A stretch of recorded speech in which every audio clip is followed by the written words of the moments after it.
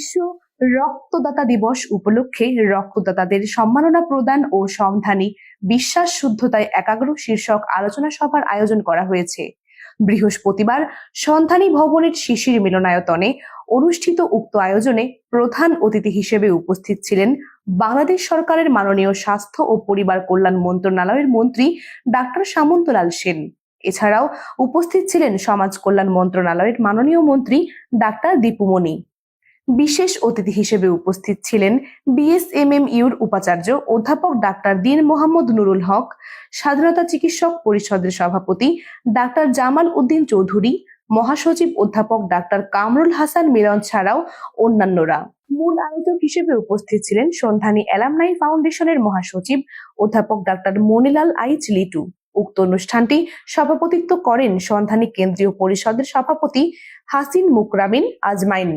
অনুষ্ঠানে বক্তারা বলেন, সন্ধানী তার সূচনা লগ্ন থেকেই স্বেচ্ছায় রক্তদানের মাধ্যমে লাখ লাখ মানুষের প্রাণ বাঁচানোর পাশাপাশি ছাত্র সমাজ ও জনসাধারণকে বিভিন্ন সচেতনতামূলক কর্মসূচির মাধ্যমে রক্তদানে উদ্বুদ্ধ করে আসছে।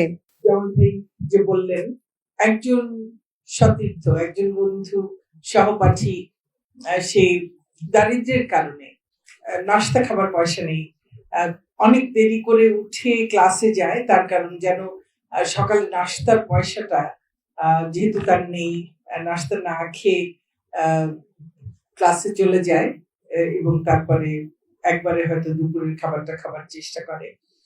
তো সেই সহপাঠীকে সহায়তা করবার ইচ্ছে নিয়ে 6 জন শিক্ষার্থী ঢাকা মেডিকেল কলেজের একসঙ্গে হয়েছিলেন। তারপরে তারা এই সংগঠনের নাম ঠিক করেছিলেন সন্ধানী, এবং তারও বেশ কিছুদিন পরে তারা এই স্বেচ্ছায় রক্তদান এটির কথা ভাবেন, কারণ তখন এটা একটা বিভীষিকার মতো ছিল। রক্ত কারোর প্রয়োজন হওয়া মানে একটা ভয়াবহ ব্যাপার। একেবারে সেই পেশাদার রক্তদাতাদের কাছ থেকেই রক্ত কিনতে হবে এবং সেই রক্ত খুঁজে পাওয়াও শক্ত। যা পাওয়া যেত তা দিয়ে নানান রকমের রোগ তখন ছড়িয়ে পড়ার একটা বিরাট রকমের আশঙ্কা থেকে যেত, এবং অনেকেই এই রক্ত নিয়ে নানান রকমের ব্যাধিতে আক্রান্ত হতেন। তো এটি একটা সেই সময় একটা ভয়াবহ পরিস্থিতির মধ্যে চিকিৎসা বিজ্ঞানের শিক্ষার্থীরা তখন তারা মনে করলেন এই কাজটি তারা করতে পারেন, এবং সেই সময় বুঝতেই পারো, আজকে যারা তোমরা সামনে আছো বুঝতেই পারো যে এই যে যখন শুধুমাত্র পেশাদার রক্তদাতারা আছেন, যারা হয়তো কেউ সকলেই ভীষণ রকমের নিম্ন আয়ের মানুষ, শুধুমাত্র রক্ত বিক্রি করতেন তারা টাকার জন্য, এবং তাদের অনেকেই কিন্তু সেই সময় ছিলেন বিভিন্নভাবে মাদকাসক্ত।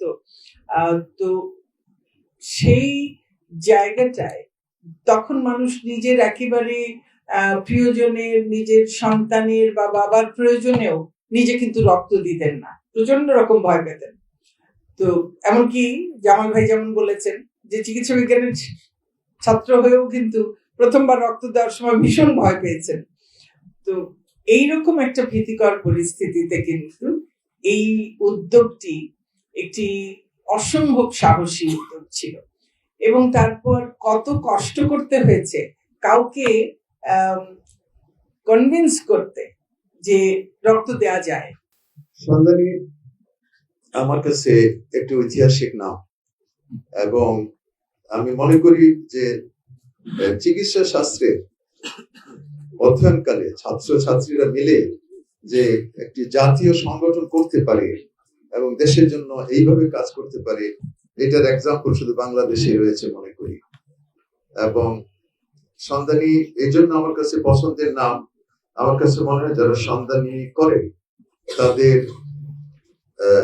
অত্যন্ত শক্তভাবে তাদের মানবিক মূল্যবোধ গড়ে ওঠে, তারা অনেক সাহসী হয় এবং তারা পরোপকারী হয়, এবং তাদের দায়িত্ববোধ অনেক বেশি জাগ্রত থাকে, তাদের নেতৃত্ব তৈরি হয় এবং তারা নেতৃত্ব দিতে জানে। এবং আমার কাছে মনে হয় সন্ধানী যারা করে তারা সারা জীবনে কেমন যেন একটু আলাদা থাকে, তাদেরকে দেখেই বোঝা যায় তারা সুশৃঙ্খল একটা বাহিনীর সদস্য। আমি যেটা বলতে চাই যে সন্ধানী যে কাজটি করেছে, আমরা জানি যে অনেক প্রতিকূলতার ভিতরে এই সন্ধানী কাজ করে, এবং সন্ধানী ছেলেরা কিন্তু লেখাপড়ায় ভালো। তারা কিন্তু যে সন্ধানী করে লেখাপড়ার গাফিলতি করে তা কিন্তু আমি দেখি না। এবং তারা এটা যে করতে পারাটা যে কত বড় কাজ বাইরে থেকে বলা যায়, কিন্তু কাজ করা কিন্তু খুব কঠিন। আমি লিটুর সাথে অলরেডি আলাপ করেছি যে আমি যেহেতু বঙ্গবন্ধু শেখ মুজিব মেডিকেল বিশ্ববিদ্যালয়ের দায়িত্বে মাননীয় প্রধানমন্ত্রী আমাকে দিয়েছেন, আমি চাই যে সন্তানের সাথে একসাথে কিভাবে কাজ করা যায়। ইতিমধ্যে আমি বলেছি যে আমাদের যে এখানে অনেক স্ট্রং একটি চক্ষু ডিপার্টমেন্ট আছে, তার সাথে আমরা একটু এমইউ সাইন করি, যাতে করে এখানে কর্নিয়া যেগুলি হয় আমাদের ডিপার্টমেন্টে আমরা ইউজ করতে পারি।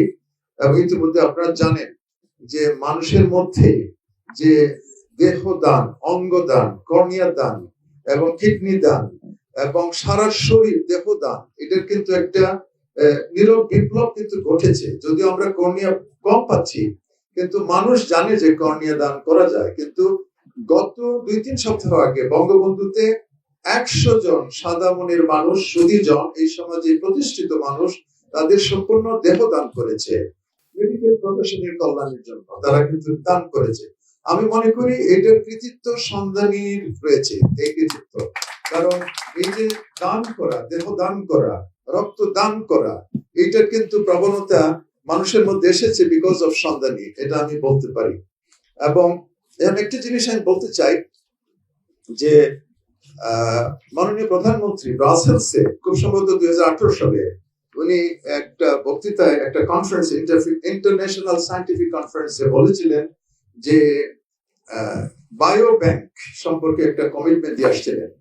বায়ো ব্যাংক মানে হলো, এখন সারা বিশ্বে কিন্তু ওয়ান হেলথ একটা কথা আসছে। ওয়ান হেলথ মানে শুধু মানুষের স্বাস্থ্যের কল্যাণের কথা চিন্তা করলে হবে না, জেনেটিক হেলথ মানে জীব জন্তু থেকে যে সমস্ত রোগ মানুষের শরীরে আসে সেটা সম্বন্ধে ভাবতে হবে।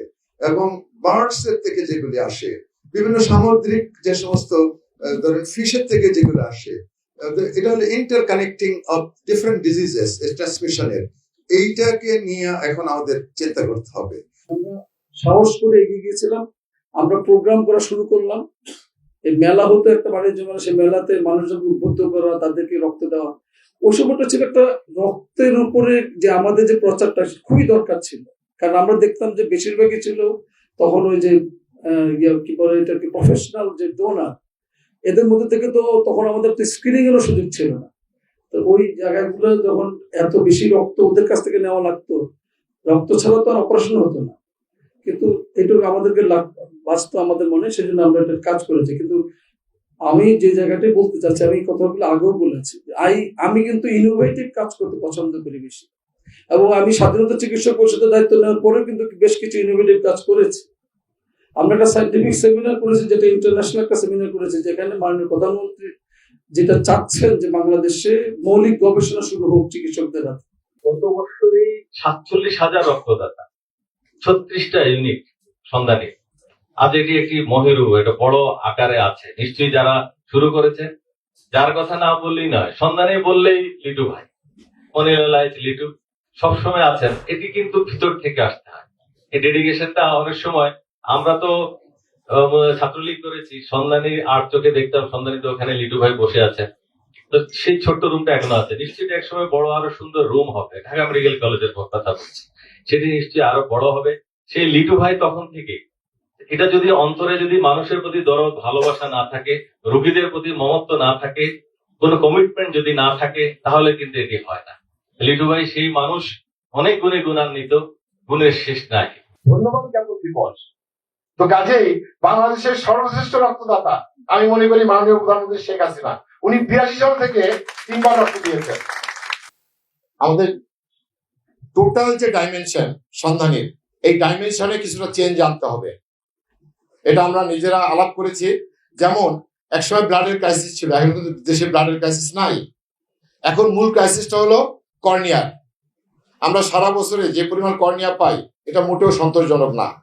এই জায়গাটা আমাদের ফোকাস করতে হবে। সন্ধানী মূল সংগঠনকেও, একসময় কিন্তু আমরা সন্ধানী রক্তদান ও মরণোত্তর চক্ষুদান কর্মসূচি লিখতাম প্রত্যেকটা ব্যানারে। এই জায়গাটা তোমাদেরকে ফিরিয়ে আনতে হবে, সন্ধানী আনবে। আর সন্ধানীর নতুন স্পেকট্রাম, যেগুলো নতুন নতুন প্রবলেম দেশে, সেটা সম্পর্কে সন্ধানীকে কাজ করতে হবে।